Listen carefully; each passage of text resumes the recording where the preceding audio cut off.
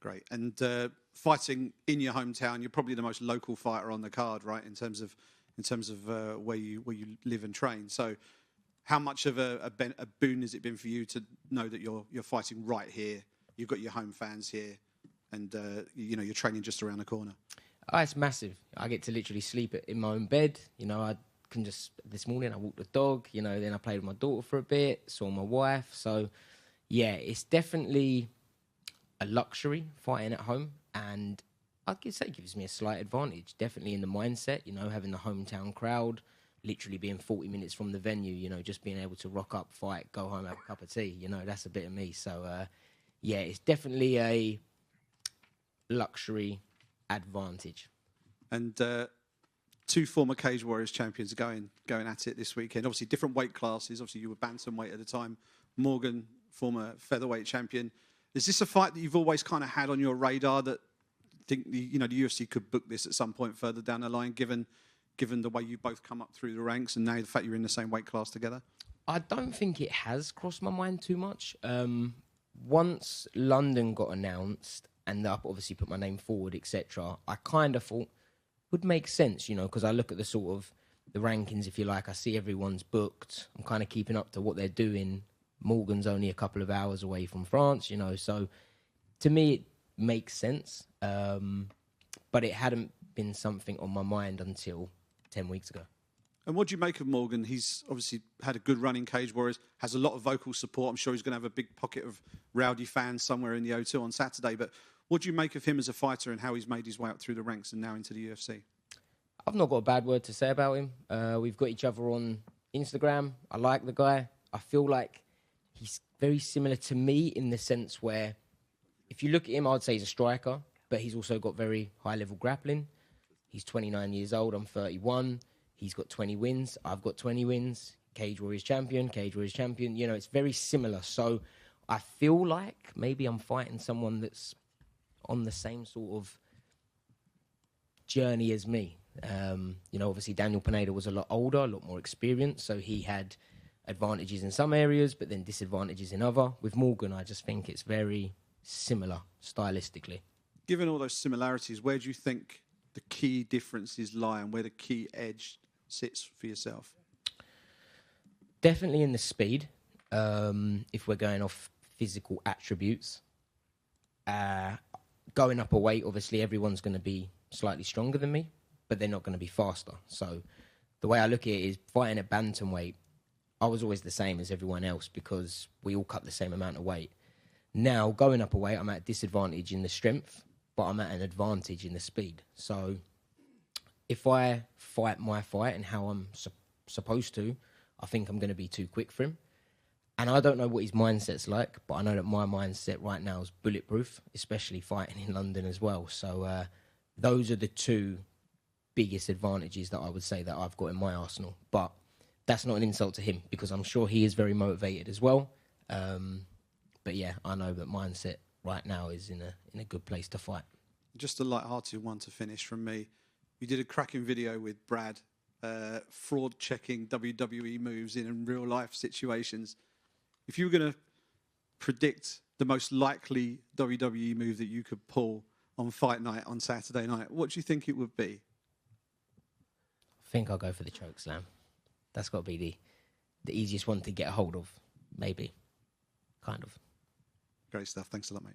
Thank you. Nathaniel, right here. You're having your second child. When you found out about the second child, did it come with any extra emotions after the difficulty with the first child? No, so we was ready to go again. Didn't expect it to happen that quick. It must have been the first time, so it's nice to know that I've got good swimmers. But yeah, it's a real eye-opener now. I've got I've got a child already, now I've got another one on the way. So if you said this to me a couple of years ago, I would have thought you was crazy. But yeah, found out yesterday having a little girl. So they say real men produce girls. I've got two now coming. So I'm buzzing. It's really, to me, my mission in life now is to just bring my kids up to be the best people I can in Earth, So I still want to be UFC champion of the world, but that's not my first and foremost goal anymore. So my life has kind of changed and changed for the better. Would you let your daughters go into fighting, like, as a career? Absolutely not. But they will 100% have to train. You know, that's going to be mandatory, that you need to go, learn how to defend yourself. You don't have to spar. I don't ever want you to compete. But I want to know that my daughters can handle themselves, you know, in a one-on-one live situation. And your endeavors outside of the cage with the Prospect Academy, Prospect Apparel, those things are all well documented. How important is it, do you think, for fighters and athletes to build that outside of the main profession? I think it's one of the most important things they should do, because this sport is so short, and with injuries, etc. And a lot of people, we don't have things necessary to fall back on, you know. So it's either go back on a building site or try and set some things up that I can whilst I'm fighting. So, you know, as you say, with the Prospect Academy and the apparel, I can't retire on them yet, but hopefully in 5 years' time, or whenever I decide to retire, they're earning me enough money to, you know, be able to live a comfortable life and provide for my girls. So obviously the plan is to make millions and millions fighting, but you've also got to be realistic as well and just plan for the future. Thank you. Nathaniel over here. Welcome. This fight has been an early, fight of the night contender. It's been picked as that. What do you think, a sort of a bonus winning performance could take you? Where do you think that could take you in your career?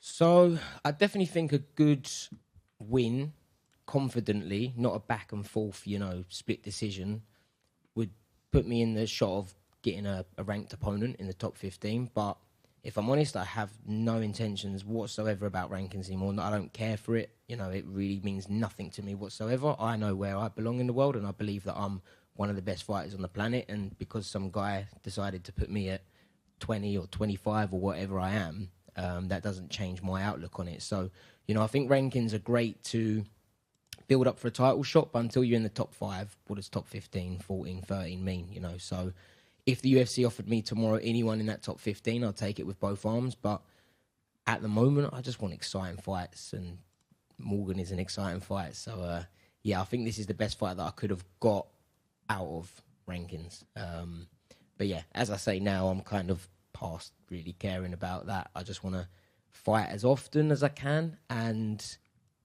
have exciting fights that people remember. You're the hometown boy. Morgan's going to probably bring a cult following. There's going to be, two sides of the crowd. Are you going there to tear the house down?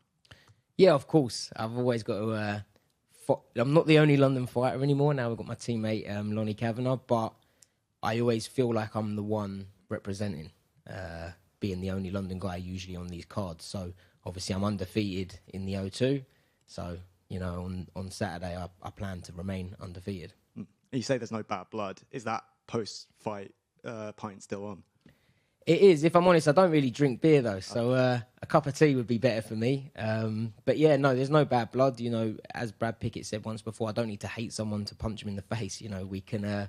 It's a sport at the end of the day, and it's a harsh one, but it's a play sport. You know, we're play fighting. This isn't real life. So for me, this is fun.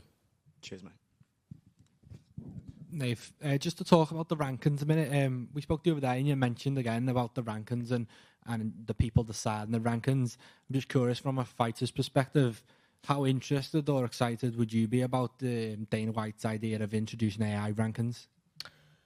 If I'm honest, when I've heard about that Dana White thing, I don't really know what it means. So maybe it's the computers now deciding where we're ranked. But yeah, as I say, to me, it's all opinionated. You know, yesterday I think I saw Max Holloway on Tapology's ranked 18th at featherweight in the world. How's that work out? You know, so yeah, we've been moved down, I think, now to 28th, and I haven't even fought. So, you know, the rankings are always just moving. But I don't think people should look at rankings as a way of seeing how skilled you are. Because if that was the case, then Morgan's not got a chance against me. I'm 20 fights ranked above him. But yeah, it's just a guideline, I think. And obviously, if it makes your money, get your money up, then, you know, it's worth doing. But life's too short for me to be worried about rankings anymore. You know, I'm just here to get as many fights as I can and just try and stay active. That's what's most important. Yeah, and just one more from me. The division's in a bit of a state of flux at the minute with Supportive vacating and moving up. I know you've said that you think the belt might move around a bit now, and I just want to dial in on that fight coming up with Volkanovski and Lopez. Who do you see winning and why and how?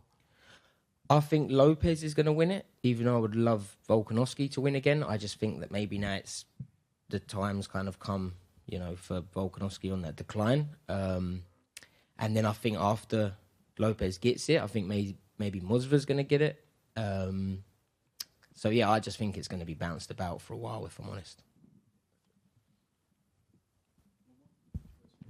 Hi, can you just predict the fight for you on Saturday night? And do you think it's the type of fight who get a bonus at the end of the night?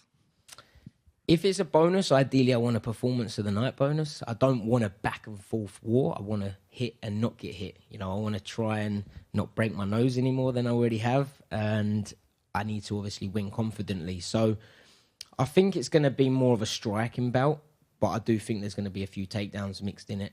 And obviously I see myself getting my hand raised. A plan like striking, punch, kick, something? Say that again, sorry? Do you see something precisely? In my head, yeah, but I'm not going to say it, yeah. Thanks, and good luck. Thank you.